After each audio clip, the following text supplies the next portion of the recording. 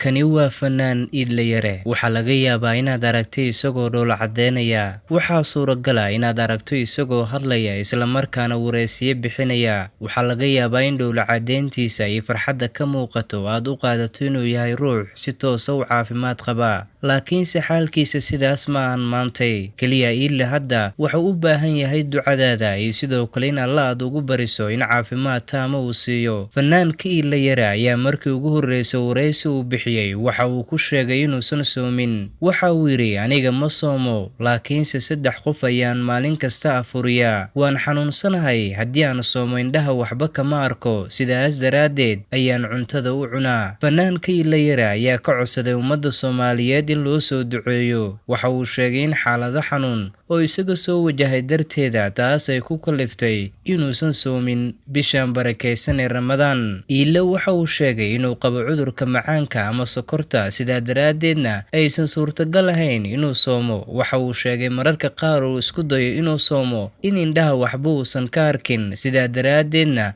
caqabad weyn uu la kulmayo oo xaalado caafimaad xaggiisa ah. Waxa uu tilmaamay in sidaa daraadeed hadda 3 qof uu maalin kasta u afuriyo, isla markaana maqaayad 3daas qof si toos ay u tagaan xilliyada afurka, halkaasna ay ka cunaan afurka wixii ay doonaan, sidoo kalena suxuur ay ku leeyihiin halkaas. Qarashaadka maqaayaddu uu yahay mid isaga u ballan qaaday inuu bixinayo. Idle waxa uu sheegay in hadda uu u baahan yahay ducada ummadda Soomaaliyeed ee muslimiinta. Waxa uu sheegay Idle Yare isla markaana muuqaal murugo badan oo isaga laga soo duubay ka muuqanayay in uu aad ugu xun yahay in soonkan uu ka baaqdo. Waxaana uu sheegay in xaaladaha caafimaad iyo duruufaha ku gadaaman ay u saamixi waayeen inuusan soonkaani soomin. Laakiinse waxa uu sheegay inuu jeclaa inuu soomo balse aysan u suurtagelin, sidaa daraadeedna caafimaadkiisu taam ahaan lahaa maanta uu soomi lahaa. Balse waxa uu yiri waxaan awoodaa afursiinta 3 qofood, waana ballan qaaday taas. Dadkaasna way cunaan afurka ay doonaan iyo waxa uu yahayba.